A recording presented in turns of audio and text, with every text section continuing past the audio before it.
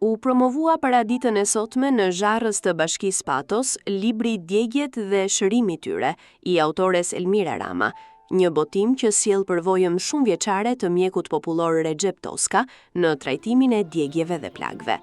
Aktiviteti mblodhi banor, pacient dhe të afërm, të cilët ndoqën ceremoninë e përurimit.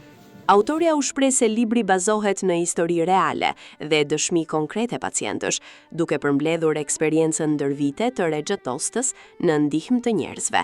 Libri titullohet Djegjet dhe shërimi i tyre, nga mjeku popullor i zonës sonë, Recep Toska.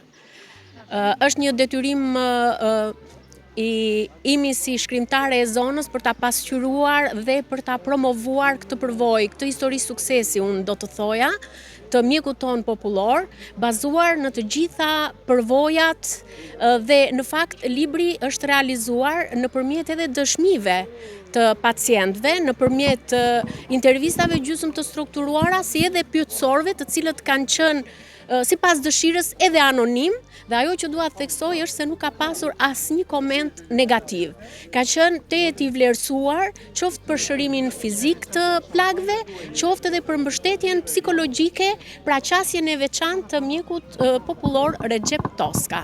Në faqen e parë të librit gjendet një thënie e Hipokratit, i njohur edhe si babai i mjekësisë, i cili thotë që natyra është mjeku më i mirë i të gjitha sëmundjeve. Dhe përvoja e mjekut popullor Recep Toska dëshmon pikërisht këtë gjë. Nëpërmjet rrënjve dhe gjetheve të bimëve që ai kultivon vet, i përzgjedh vet, i përpunon vet, arrin të ketë një shërim efikas të plagëve që shkaktohen nga djegja. Libri ka një informacion të përgjithshëm edhe mbi shkallët e djegjeve, mënyrën se si duhet të veprojmë në momentin e incidentit, këshilla nutricionale. Ka një intervistë edhe me mjekun popullor, i cili sqaron zanafillën, trashëgimin. Pra në libër kemi 3 shtylla kryesore.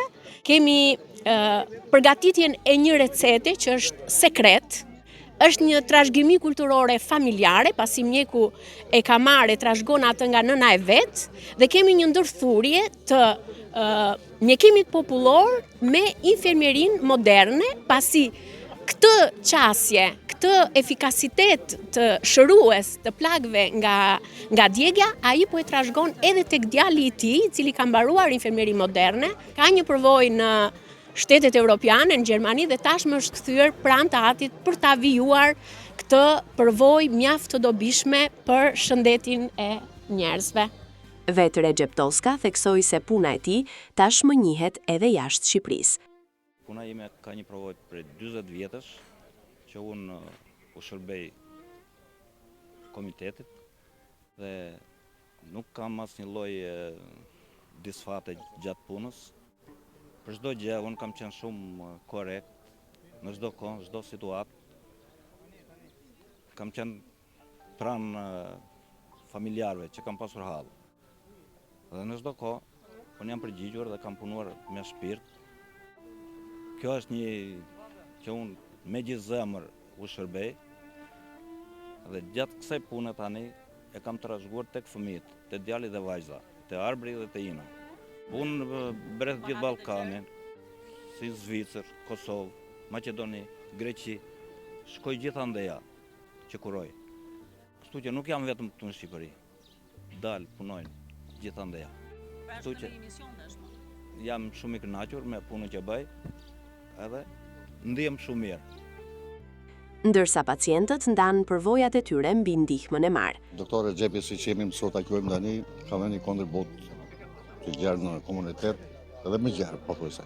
Ka ndjekur që kisha një plagë në këmbë dhe po kurojmë te doktori dhe jam shumë i kënaqur me mjekimin që ka bërë deri tani.